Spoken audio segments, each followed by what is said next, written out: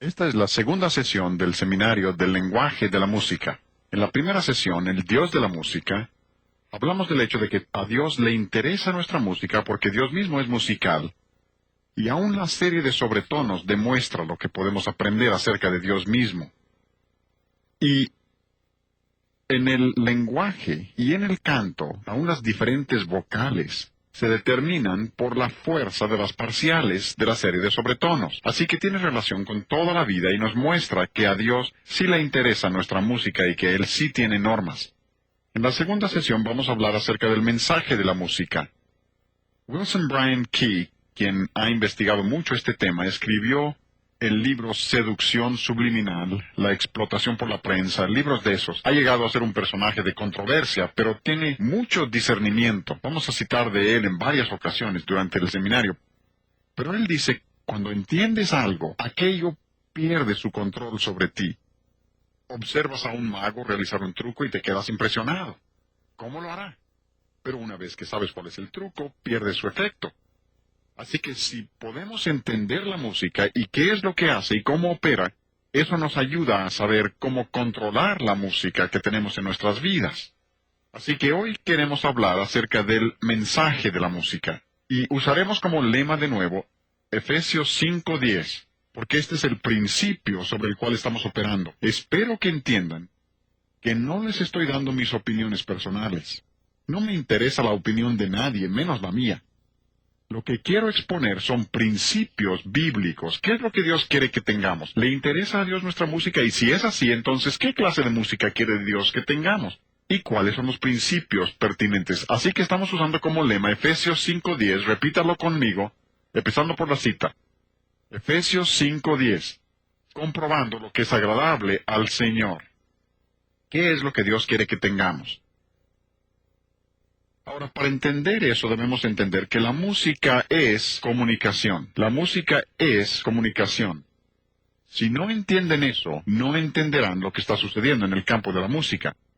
Ahora, yo sé lo que la gente dice, la que afirma que la música es amoral. Yo conozco su razonamiento.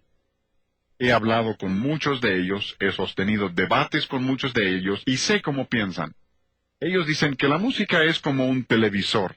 El televisor no tiene carácter moral por sí mismo, es únicamente lo que le metes al televisor lo que lo hace bueno o malo. Ustedes han oído ese argumento. Pero esa analogía tiene una falla seria. Y la falla es el hecho de que la música no es un objeto inanimado como el televisor. La música es parte de lo que viene a través del televisor. La música no es tu tocacassette o tocadiscos o lo que tengas. La música no es ese objeto inanimado, la música es lo que se transmite, es parte de la comunicación y como tal debe tener cualidad moral. Un hombre de New Jersey me llamó hace varios veranos a mi casa en Greenville, Carolina del Sur, y me dijo, tengo un programa radial las noches de sábado por unas 2 horas. Este programa alcanza todo el sur de Jersey y llega a la ciudad de Nueva York. Y dijo, lo que yo quisiera hacer es llamarle a su casa allá en Carolina del Sur y ponerlo al aire y permitir que la gente llame y haga preguntas. ¿Aceptaría? Y le dije, encantado, vamos a hacerlo. Pues me llamó el sábado por la noche y pasamos un rato fascinante, un tiempo muy emocionante. Las 2 horas pasaron como relámpago. Pero incluso llamó un productor de música rock de la ciudad de Nueva York.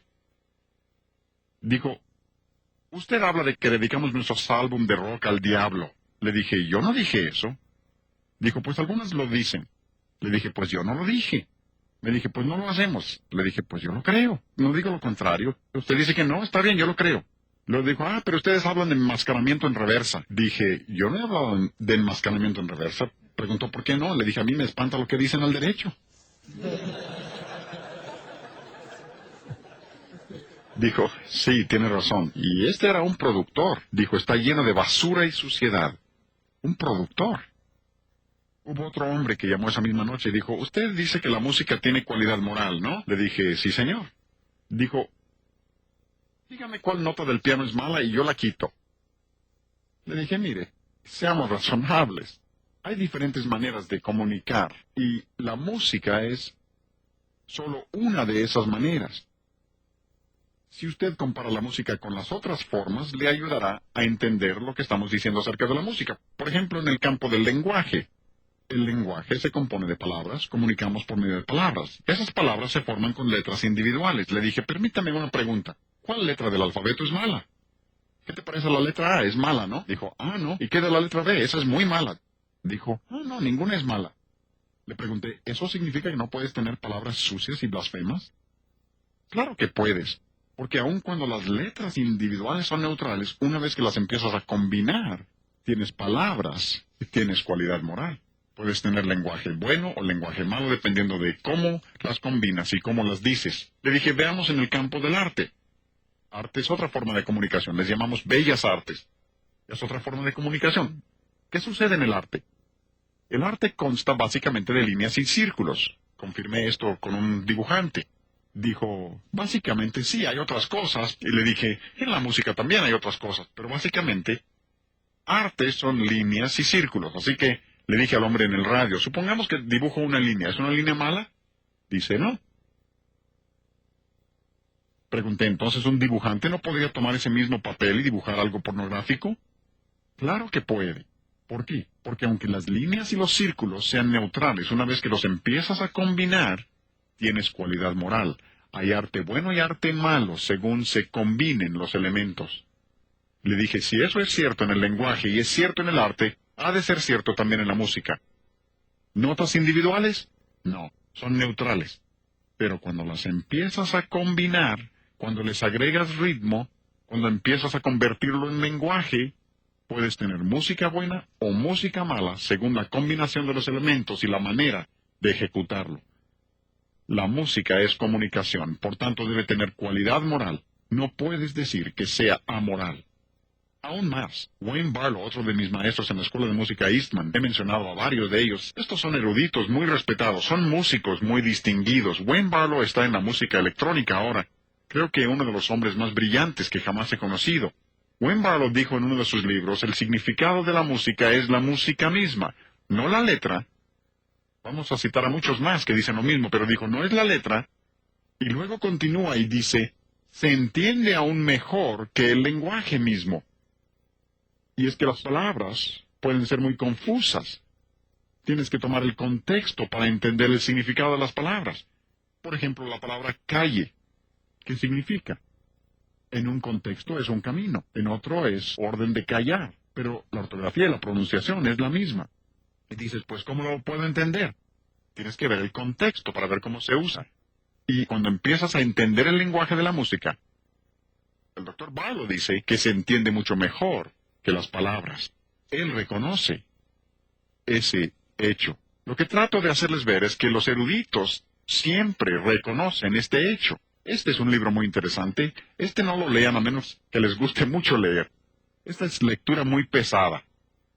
Y lo que hace este autor es que toma algunas de las doctrinas fundamentales de la Biblia y muestra cómo se relaciona la música con esas doctrinas y cómo la música que tenemos en nuestras iglesias debe corresponder a las doctrinas que profesamos creer. Y por ahí dice, las palabras por sí solas son inadecuadas. La música nos ayuda a entender la verdad de los hechos. La música va más allá de los hechos, a los significados ocultos. Debemos saber que eso es cierto. En nuestra época con la televisión debemos entender esto mejor que nunca. ¿Por qué? ¿Alguna vez han bajado el volumen de la televisión para ver qué entienden? No entenderán mucho, porque el sonido de fondo determina lo que está sucediendo. Por ejemplo, en una escena donde una mujer se acerca a una puerta, mete la llave a la chapa, hace girar la perilla, abre la puerta, entra. Sucede todos los días, ¿no? Pero la música te dice que alguien la espera en el interior. ¿Ven? La música determina el sentido. La música va más allá de los hechos porque la música es el lenguaje de los sentimientos. Y no hay que tenerle miedo a los sentimientos. Algunos piensan que todo lo sentimental es malo. No, recuerdas las cosas en las que participas emotivamente. Yo recuerdo cuando se casó nuestra hija menor, Gina. Fue un momento emotivo, porque entregábamos a nuestra última hija.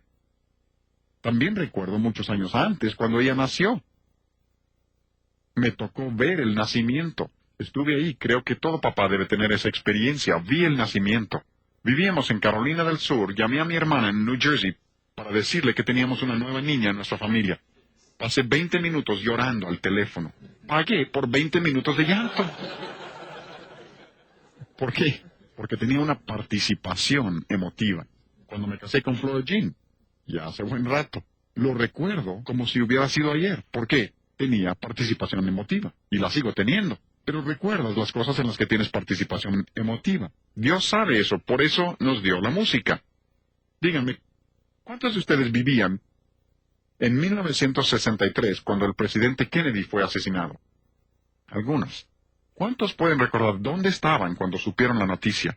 He preguntado eso en todas partes y la gente siempre recuerda. ¿Saben por qué? Ese fue un momento muy emotivo para los Estados Unidos y puedes recordar dónde estabas cuando lo supiste. ¿Cuántos recuerdan la explosión del Challenger? ¿Dónde estaban cuando lo supieron? Como es algo tan emotivo para el país, recuerdas el evento muy bien. Yo recuerdo comerciales que escuché hace años. La televisión está consciente de esto. ¿El radio entendió esto? No recuerdo dónde los escuché, pero por ejemplo, quisiera al mundo darle hogar y llenarlo de amor, sembrar 1000 flores de color en esta Navidad. ¿Cuántos recuerdan eso? Algunos arrugaditos recuerdan eso. Obvio que de eso hace mucho tiempo. Pero aún lo recuerdo porque le pusieron una tonadita. Si no le hubieran puesto música, no lo recordaría. Les podría cantar comerciales actuales. Y si es que ellos saben eso, saben que cuando se transmitió el juego del Supertazón el año pasado, un comercial en ese programa costaba $28,000 por segundo. No por minuto, $28,000 por segundo. ¿Por qué se imaginan que siempre ponen música en el fondo? Quieren despilfarrar dinero, ¿no?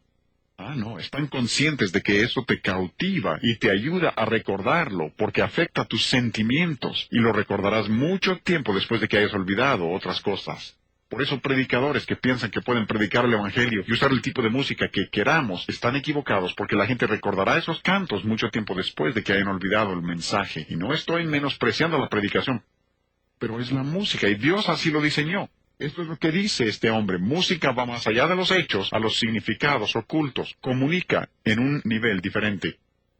Y de nuevo, como ya he dicho, nada tiene de malo tus emociones. Pero también tenemos que entender que hay algunos sentimientos que no caben en el cristiano. ¿No es así? Así que si hay emociones que no van con el cristianismo, debe haber también cierta música. Si la música es un lenguaje de los sentimientos, hay cierta música que no queda con el cristiano tampoco. Eso tiene sentido, ¿no? Leonard Bernstein dice, la música no tiene que pasar por el sensor del cerebro antes de que pueda llegar al corazón.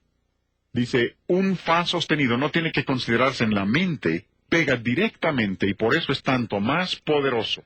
Lo que dice es que sin que lo analice tu mente, pega directamente en tus sentimientos y te alcanza en un nivel que no puede ser alcanzado de ninguna otra manera. La música tiene ese poder y debemos saberlo. Este es un libro muy interesante. Lápidas que hablan y otros cuentos de la era de la prensa. ¡Qué títulos tan interesantes! Obvio que están en el campo de la comunicación. Este hombre se llama Gary Gumpert. Es un libro secular, pero miren lo que dice. Alguna de esta gente de la televisión pregunta, ¿cómo es posible que la inmoralidad en la pantalla propicie inmoralidad en la vida real? Dicen que simplemente no puede ser. Los magnates de la televisión dicen, no, lo que proponemos en la televisión solo tratamos de mostrar la realidad. Y debo decir que están totalmente confundidos en cuanto a lo que es la realidad. Recuerden que la realidad es lo que se acerca más a la verdad, y la verdad es lo que Dios afirma que es verdad. Así que ellos muestran la cara asquerosa de la vida y dicen que eso es realidad. Están confundidos, pero dicen, podemos mostrar toda esta inmoralidad, consumo de drogas, todo eso, y no afecta a nadie. Wilson Bryan Key refuta esto y me gusta mucho su afirmación. ¿Recuerdan? Seducción subliminal y algunos libros de esos. Wilson Bryan Key dice, si no crees que afecta a la gente, asómate por tu ventana. En la década de los 60, cuando las canciones hablaban de drogas, ¿qué sucedió? Fue cuando los jóvenes empezaron a usar drogas al por mayor.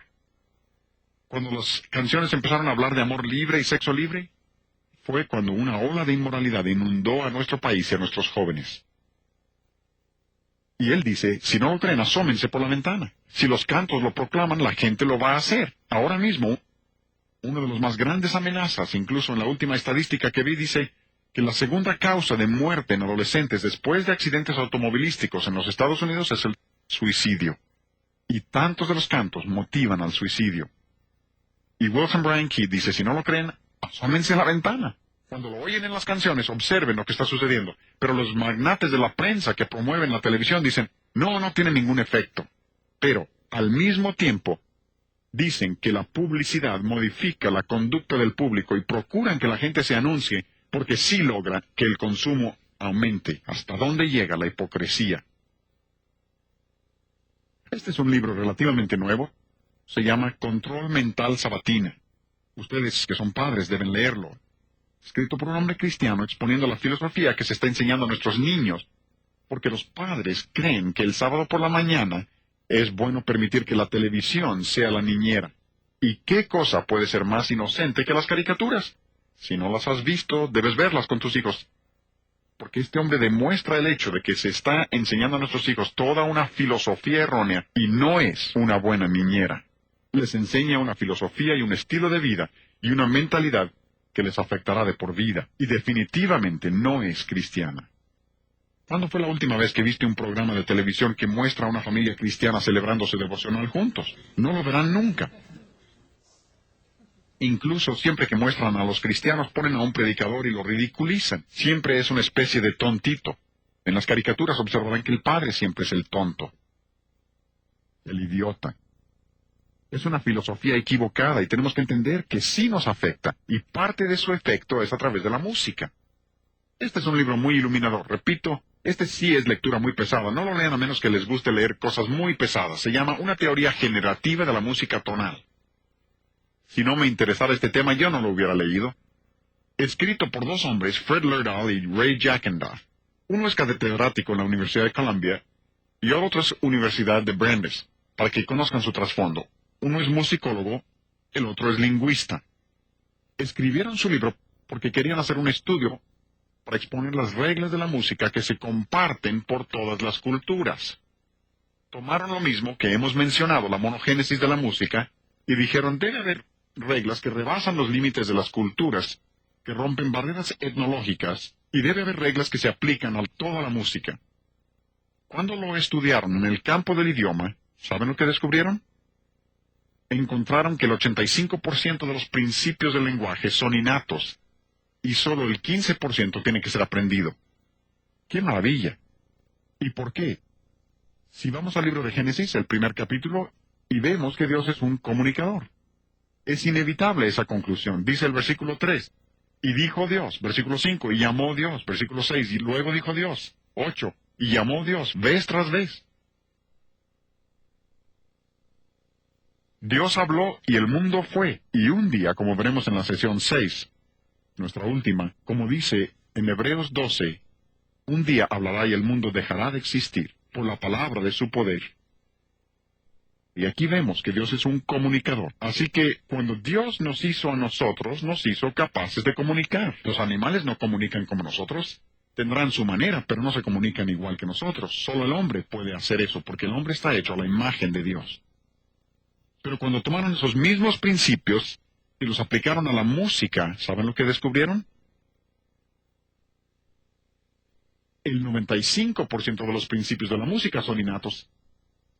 Y solo el 5% tiene que ser aprendido. En el campo del lenguaje dijeron, si dejáramos a los niños solos, arreglarían el idioma. Por ejemplo, le dices a un pequeño que traiga algo y dice, lo traigo. Y le dices que lo ponga en el pasado y dice, lo trají.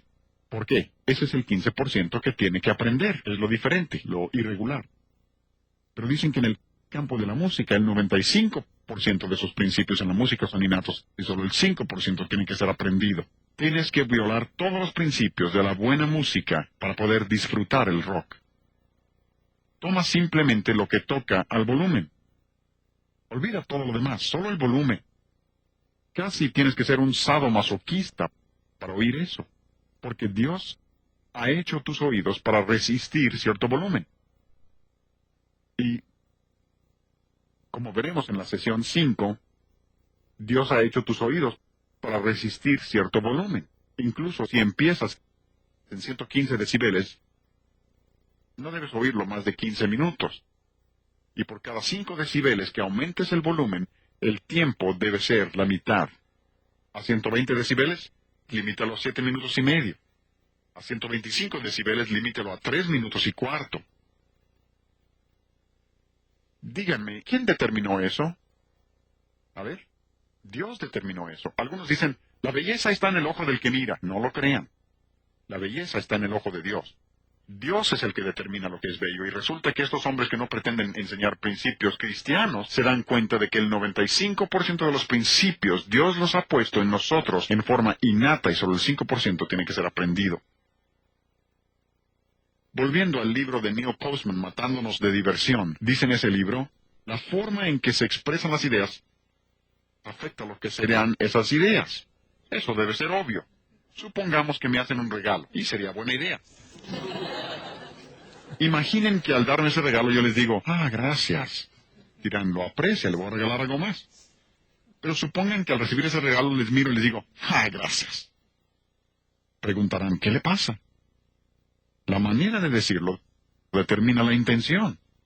¿No es extraño que la gente piense que pueden tomar música rock y ponerle letra bíblica y no cambiar el significado de las palabras? Es imposible. Díganme, cuando la gente quiere maldecir, ¿qué nombre usan? El nombre de Dios, el de Jesucristo. Ustedes dirán, ¡qué maravilla! Lo están diciendo tan fuerte que se oye hasta la otra cuadra. No, decimos, eso es blasfemia. No hagas eso. ¿Por qué? La manera de decirlo determina si las palabras son bendición o maldición. Oigan este ejemplo.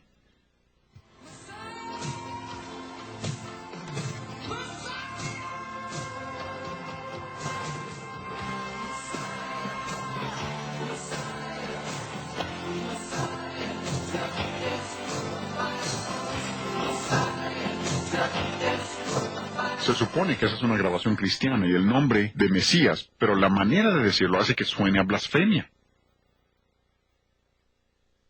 Hablaremos de eso en la sesión 4 cuando hablemos del Evangelio y cómo en realidad lo que están haciendo es presentar otro Evangelio y otro Cristo, y lo hacen con música rock. Este es un libro interesante. ¿Y qué títulos? Todos los hijos de Dios y zapatos de gamuza azul. Por un hombre cristiano, Kenneth Myers, habla de la cultura popular y cómo esa cultura se relaciona con el cristianismo. Y en este libro dice, las formas culturales pueden cancelar la comunicación. La manera de decirlo.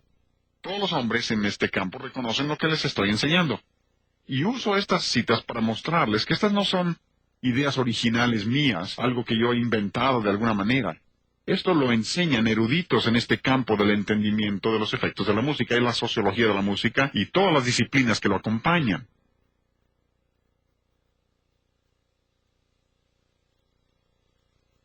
Otro libro, volviendo al libro de Gary Gumpert, Lápidas que hablan y otros cuentos de la era de la comunicación, dice en este libro que los fans de esta música, y a propósito en el campo de la música cristiana contemporánea, así les llaman, fans. Es diversión y tienen sus fans que los siguen. Pero dice que los fans insisten en que la calidad es subjetiva. Si a mí me parece malo, es malo. Si a mí me bendice, ¿tú cómo lo puedes dudar, no? O sea que mi reacción a aquello es lo que lo hace bueno o malo. Todo es subjetivo. Dicen que ellos insisten en eso. Pero dice, esto es como el borracho, que cree e insiste a gritos que no está ebrio y a los 5 minutos está inconsciente. El señor Gumpert continúa y dice, el juicio sí es subjetivo, su evaluación de la situación, pero la condición misma no lo es. No importa lo que digas, dirás, pues yo no lo veo así. Eso no quiere decir que la música no tenga cualidades inherentes. Tu juicio sobre la música pudiera ser subjetiva, pero las cualidades inherentes no es asunto subjetivo, es objetivo. La palabra de Dios comenta sobre esto, y quisiera tomar los siguientes versículos para mostrarles que hay muchos versículos que aunque no mencionan la música directamente, estos son adicionales a los que veíamos que sí mencionan la música directamente, pero hay muchos versículos que mencionan el tema de manera indirecta, y hay que entender eso. Hace varios años estuve en una ciudad grande y me invitaron a una entrevista en una difusora de radio cristiana. Le llaman la Estación del Amor, para que se den una idea. Y la noche antes de la entrevista, el gerente de la difusora leyó uno de mis libros. Ha de haber sido un librito que escribí, El ruido fuerte del ritmo rock. Alguien le dio un ejemplar y lo leyó y decidió que no iba a ser entrevista, iba a ser un debate entre él y yo. Y otro de sus hombres sería el moderador, pero eso me lo dijo hasta que llegué al estudio, que iba a ser un debate. Les dije, está bien, si quieren ser debate y no entrevista, está bien. Pues fue muy interesante. Empezaron el programa tocando música rock. Obviamente era música rock, no había duda. Luego me pidieron que comentara sobre ello, así al aire. Así que le dije lo que era el problema con esa música. Luego dijeron, tenemos al compositor en la línea, queremos que hable con él. Muy amables. Les dije, está bien. Así que le expliqué al compositor. Se suponía que era cristiano, así que le expliqué y le dije, este es el problema con la música, permítame decirle por qué está mal y por qué no puede ser música cristiana. Pero luego, y creo que aquí es donde Dios le da a uno palabras, creo que eso se refiere cuando dice que Dios dará palabras, y Dios me hizo pensar, ¿por qué no le hablas acerca de la salvación?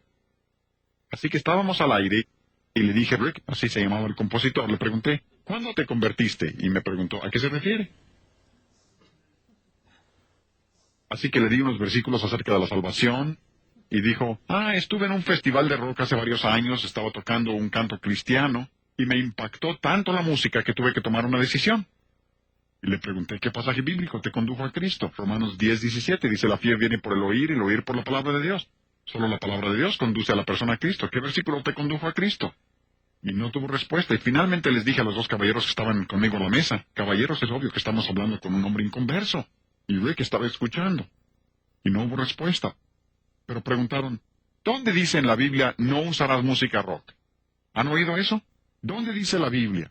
Les dije, vamos, seamos razonables. Hay muchos principios de la Biblia que aplicamos a una situación determinada. Por ejemplo, la Biblia no dice, no fumarás.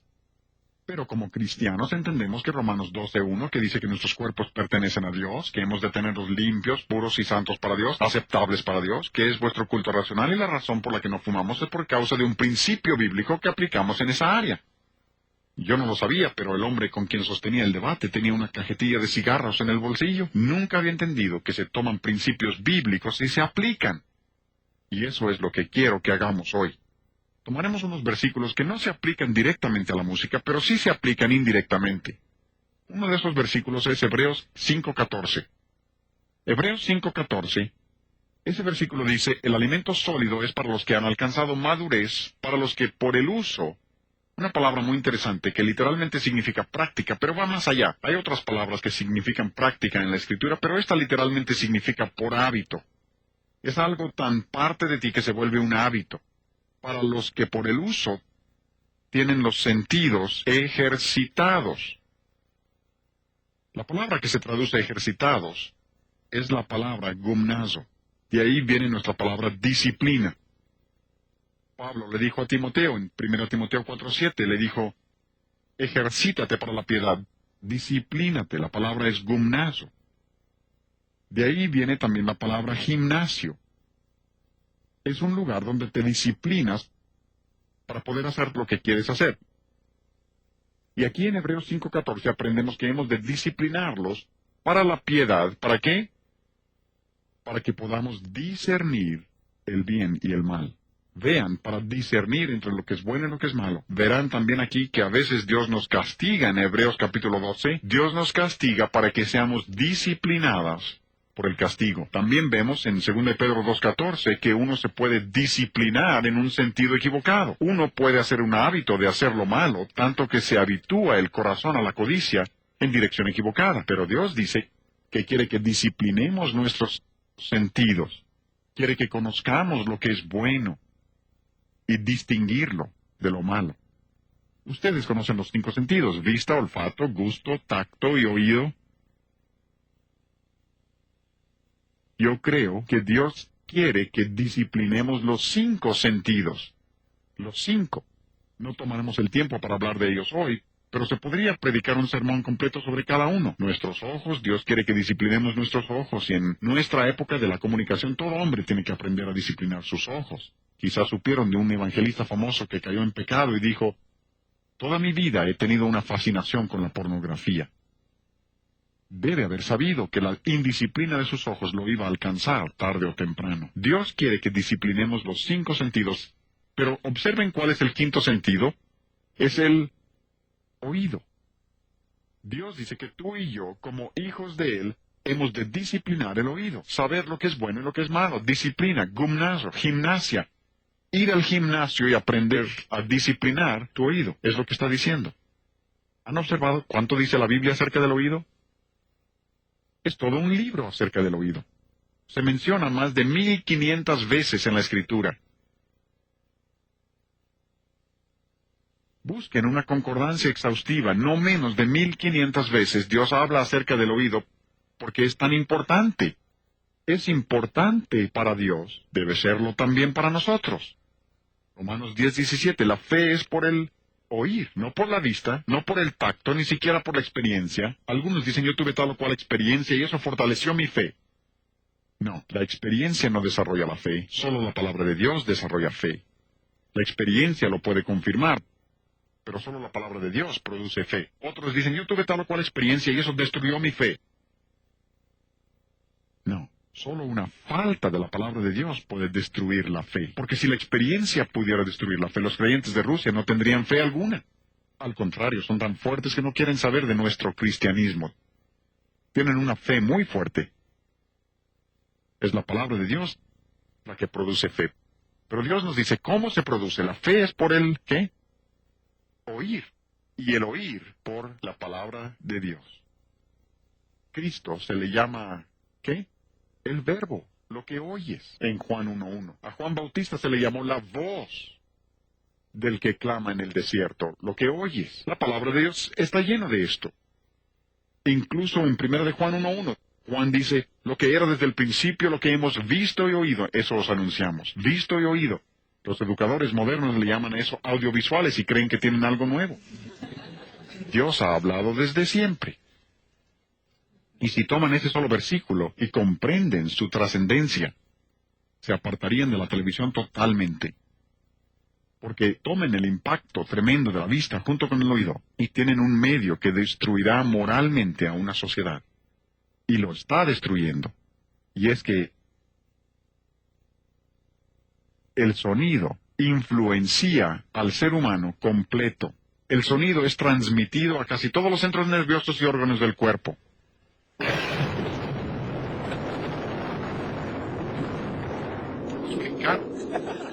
Y esa no fue una expresión muy fuerte. ¿Por qué? Tienes más terminaciones nerviosas en el oído que en ningún otro de los sentidos. Dios así te hizo, e hizo que el sonido fuera importante para nosotros. Hay que entender esto. Éxodo 32. Han de recordar este relato. Moisés y Josué, Moisés es el anciano, Josué es joven, y han subido al monte para recibir de Dios los 10 mandamientos. Josué sube un poco y Moisés hasta la cima. Estando él allí, Dios avisa a Moisés que hay problemas en el campamento. Moisés sí tenía aviso previo, pero más adelante los dos vienen descendiendo de la montaña juntos y oyen el clamor que procede del campamento. Y en el versículo 17, Josué habla y dice: Moisés, oigo estruendo de batalla. ¿Tenía razón?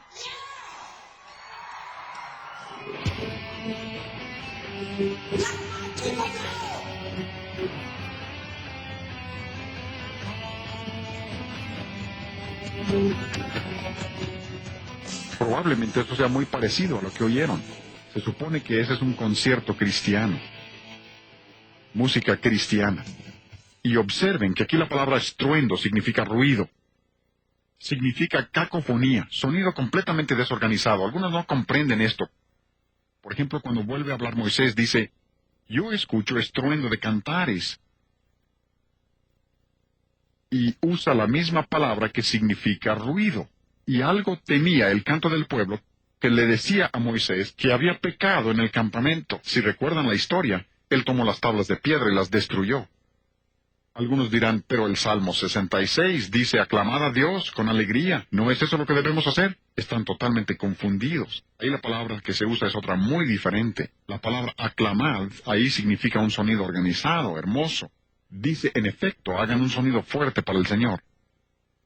Y la gente malinterpreta eso y dicen, pues la Biblia dice, alabad al Señor con címbalos resonantes. ¿Por qué no podemos usar amplificadores? Dios se refiere al sonido natural. Si cantáramos juntos, todos los presentes, no podríamos producir un sonido que dañara el oído. Si cantaras a todo volumen, no podrías dañar nuestro oído. Incluso si cada uno tuviera un instrumento y fuéramos una orquesta o una banda, no podríamos tocar con volumen suficiente para dañar nuestros oídos. No se puede. La única manera de hacerlo es con un sonido electrónico, artificial o mecánico.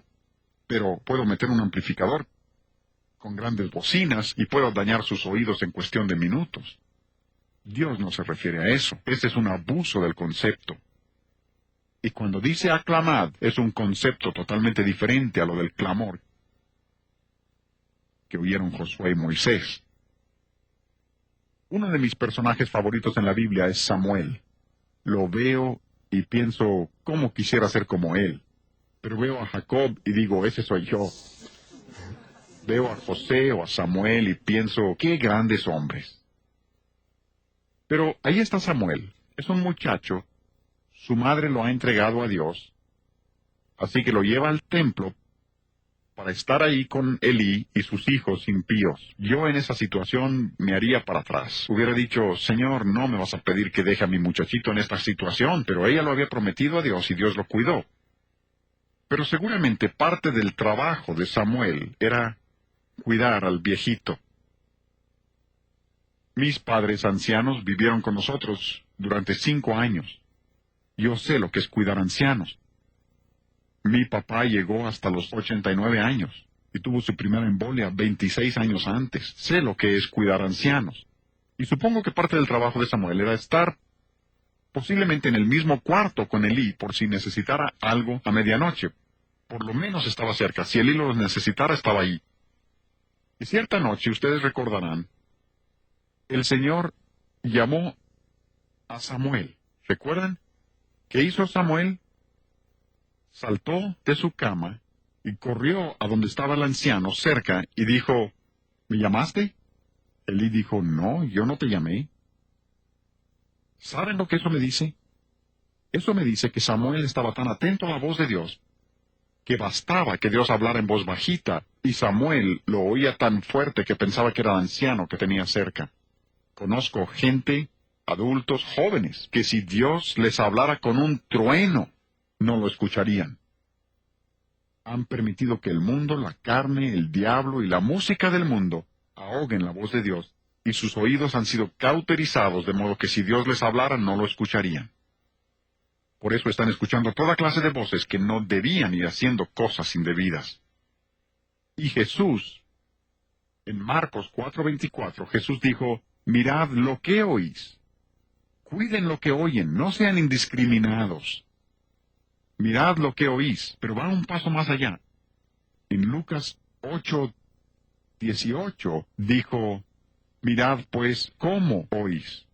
O sea, usen de discernimiento. Cuando oigan el sonido, tengan discernimiento para saber de qué se trata. No escuchen indiscriminadamente, pensando, bueno, supongo que no lo puedo controlar. No solo lo que oyen, sino cómo lo oyen. Para separar lo bueno de lo malo. Porque muchas voces están enseñando el error. Y Dios quiere que desarrollemos discernimiento en el asunto de oír, para que podamos de nuevo juntos, Efesios 5:10, comprobando lo que es agradable al Señor. ¿Hablamos de Dios como el Dios de la música? Sí le interesa, pero ahora hemos hablado del mensaje de la música, no la letra. Creían que íbamos a hablar de la letra, ¿no? El mensaje de la música y la necesidad de discernir lo bueno de lo malo y tener en nuestra vida la música